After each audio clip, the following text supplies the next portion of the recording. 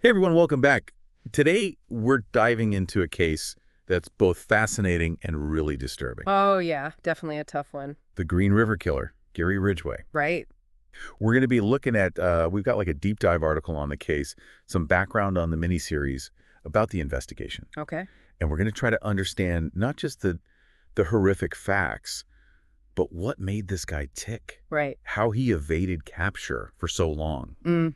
and the impact this case had. Yeah, it's interesting because this case, it unfolded during a period of rapid change in the Pacific Northwest, particularly in the Seattle area. The tech boom was just starting. Oh, right, yeah. And there was this influx of people, and it kind of created this sense of anonymity, especially in the more transient communities. Oh, interesting. So this context is really crucial to understanding how Ridgway operated. That's a great point. I hadn't considered that angle before. But Yeah. before we get into the specifics of his crimes, let's start with Ridgway Yeah. himself.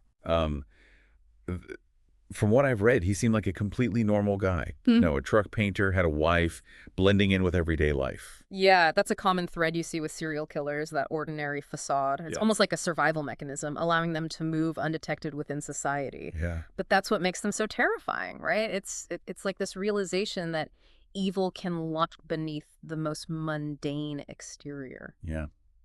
Chilling to think about. Hmm. You wouldn't suspect anything was amiss. But then, starting in the early 1980s, this horrifying string of murders began. Yeah, and what's particularly striking is how he targeted his victims. Vulnerable women, many involved in sex work, Right. often struggling with addiction. And this choice speaks volumes about his psyche. It reveals a predator who sought out those he perceived as easy targets. Right. And the article details how he would lure them into his truck, Uh-huh. a green pickup, which is how he earned the name Green River Killer. Right. The sheer number of victims is just staggering, at least 49 confirmed. Yeah. Making him one of the most prolific serial killers in American history. That's right, and the article highlights this really chilling aspect of his crimes. Ridgway would often return to the bodies of his victims, sometimes days or even weeks later. Oh, wow. This behavior, it goes beyond the act of killing itself. It suggests a deeper psychological need, possibly a desire to relive the power he felt, or even a twisted sense of possession. It's horrifying to think about. And to add to the terror, he disposed of many of their bodies near the Green River, Right. making them incredibly difficult to find. For years, the families of these women lived in agonizing uncertainty, not knowing what had happened to their loved ones. And the investigation itself was massive. The Green River Task Force, formed specifically to catch this killer, faced enormous challenges. They were dealing with hundreds of leads. Yeah. But physical evidence was scarce, especially in those early days, and Ridgway's seemingly normal life made him even harder to pin down. It's mind-boggling to think he managed to evade capture for so long. The lack of physical evidence, it really hampered the investigation early on. It's hard to believe now, but DNA technology was in its infancy back then. Oh, yeah, definitely. Can you imagine trying to solve a case like this without DNA evidence today? It'd be nearly impossible. But back then, the Green River Task Force had to rely on more traditional methods. Like what? Witness statements, psychological profiling, and just painstakingly piecing together clues from the crime scenes. The article mentions they even brought in the FBI's behavioral science unit to develop a profile of the killer. Did that help at all? Well, it did provide some insights, but profiling was still a relatively new field at the time. Right. So, they were able to identify certain characteristics that were common among serial killers, like a need for power and control, Okay. a lack of empathy, Right. and often a history of childhood trauma. And Ridgway did have a troubled childhood, right? Yes, his relationship with his mother was reportedly quite dysfunctional, but it's important to remember that correlation doesn't equal causation. Liars, yeah. Plenty of people experience difficult childhoods without becoming serial killers. Right. What's fascinating about this case is how those early experiences might have interacted with the specific social and economic conditions of the time. You mentioned earlier how the Pacific Northwest was undergoing a lot of changes in the 80s. How do you think that played into things? Well, I think the rapid growth and influx of people, it created this sense of anonymity that someone like Ridgway could exploit. Plus, there was kind of a dark underbelly to that boom, increased drug use, a rise in sex work. Right. This sense that law enforcement was struggling to keep up with the pace of change, it really created this perfect storm for a predator like Ridgway to thrive. Chilling to think about how those factors aligned. But even with all the challenges they faced, the task force never gave up. And finally, in 2001, a breakthrough came. Advancements in DNA technology allowed them to make a match. That's right. They had preserved biological evidence from some of the early crime scenes, and as DNA technology progressed, they were finally able to link Ridgway to those murders. It must have been an incredible moment for the investigators after all those years of frustration. Oh, absolutely. A real testament to their persistence, but also to the incredible power of scientific progress. Yeah. In this case, it really pushed the field of forensic science forward. Think about all the cold cases that have been solved in recent years thanks to DNA technology. It's remarkable how one case can have such a ripple effect. Mm. So in 2001, Ridgway is finally arrested. What happened next? Well, initially he denied everything, but then he started talking. And what he confessed to sent shockwaves through the nation. He admitted to killing 71 women, right? That's even more than the number they had linked him to through DNA evidence. Exactly. And while that number is staggering, experts believe there's a psychological element to it as well. Oh, how so? By inflating the number of victims, Ridgway was further exerting his power and control even from behind bars. It's a truly disturbing thought. The article includes this quote from his confession where he says he targeted sex workers because he, quote, hated most prostitutes and because they were less likely to be reported missing. The coldness, the lack of remorse, it's just sickening. Yeah, that confession, it gives us this glimpse into the mind of someone with severe antisocial personality disorder. Right. There's this complete absence of empathy, a disregard for human life, and a chillingly rational approach to his crimes. I remember the expert in the article describing him as a textbook sociopath. But is that all there is to it? Can we truly understand the motivations of someone like Ridgway? It's a question that continues to fascinate and horrify us, isn't it? Yeah. And while we may never have a definitive answer, I think we can learn a lot by examining this interplay of individual psychology and societal factors. What do you mean by that? Well, think about the context of Ridgway's crimes.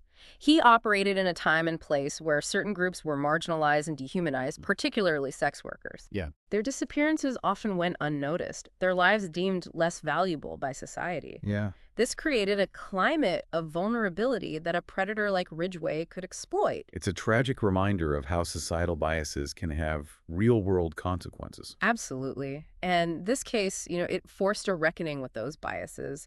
It highlighted the need for greater empathy, for better support systems, for vulnerable populations, and for law enforcement to treat all victims with equal dignity and respect.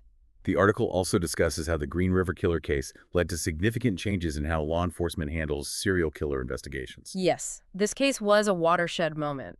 It exposed the limitations of traditional methods and underscored the need for greater collaboration, better communication between agencies, and of course, the continued advancement of forensic science. It's almost like the case forced law enforcement to evolve. In a way, it did, and that evolution has had a profound impact on countless other cases. Think about the emphasis on DNA databases, the development of more sophisticated profiling techniques, the use of technology to track patterns and identify potential suspects. All of these advancements can be traced back to lessons learned from the Green River Killer investigation. It's incredible to think about the legacy of this case, both the positive changes and the deep scars it left behind. It's a complex legacy for sure. And while Ridgway is behind bars where he belongs, the impact of his crimes continues to reverberate. It's a reminder that even when justice is served, the healing process can be long and difficult for the families of the victims and for the community as a whole. Exactly, and that's why it's so important to remember the victims, to honor their memories, and to work to prevent such tragedies from happening again. Speaking of remembering the victims, I was struck by how the miniseries about the Green River Killer chose to portray them. Oh, you mean the capture of the Green River Killer? Yeah, I found their approach quite interesting. Me too. The Wikipedia entry mentions that they added fictional characters to represent the victims and their families. I think that was a powerful choice. It allowed the viewers to connect with the human cost of these crimes on a more emotional level. Because let's be honest, the facts of the case are horrifying enough. Right. But seeing it play out on screen, seeing the fear and the grief of the loved ones, it just adds another layer of impact. It definitely makes it more than just a procedural drama. It reminds you that behind the headlines and the statistics, these are real people whose lives were tragically cut short. Precisely. And, it can also serve as a reminder that even in the darkest of times, there's still hope and compassion. It's like a testament to the resilience of the human spirit.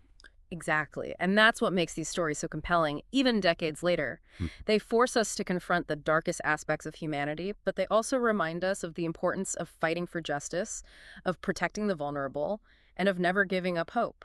It's incredible how one case, can just reveal so much about our society, both the good and the bad. Oh, absolutely. The Green River Killer case, it's a dark chapter in our history. Right. But it's also a story of, resilience, innovation, and the unwavering pursuit of justice. Yeah.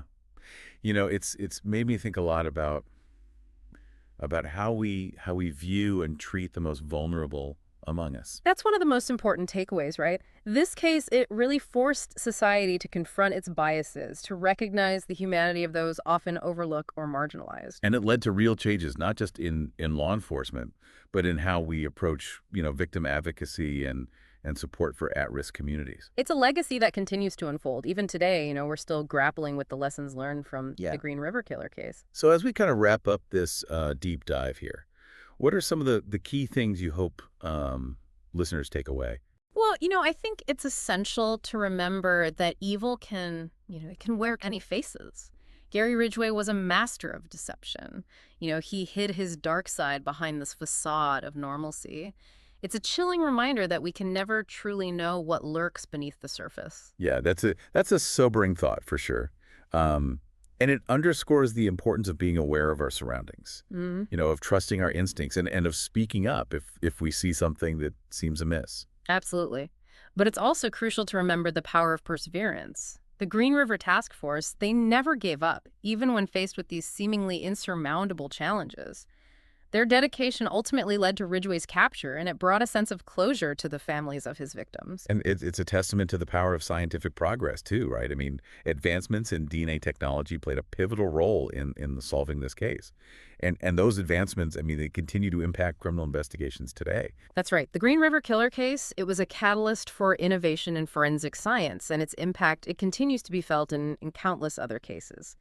This deep dive has been incredibly insightful, but I have to admit, it's also been incredibly heavy. It's hard to fathom the pain and suffering that Ridgway inflicted on so many innocent lives. Yeah, it's a tragedy that will never be forgotten. But even in the face of such darkness, there are glimmers of hope. The resilience of the families, the dedication of the investigators, the advancements in science that helped bring Ridgway to justice. These are all testaments to the human spirit's capacity for good. Well said.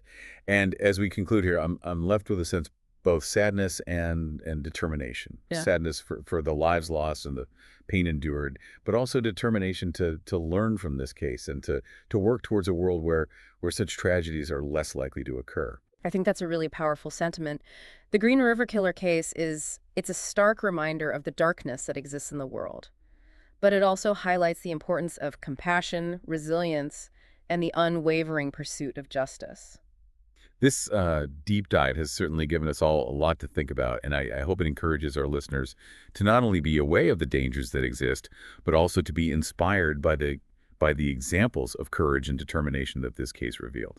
Beautifully put. And perhaps the most important question we can ask ourselves is this: what can we do in our own communities to protect the vulnerable and prevent such horrors from happening again? That's a conversation I hope we all continue to have. Food for thought indeed. Until next time, stay curious, stay informed, and stay safe.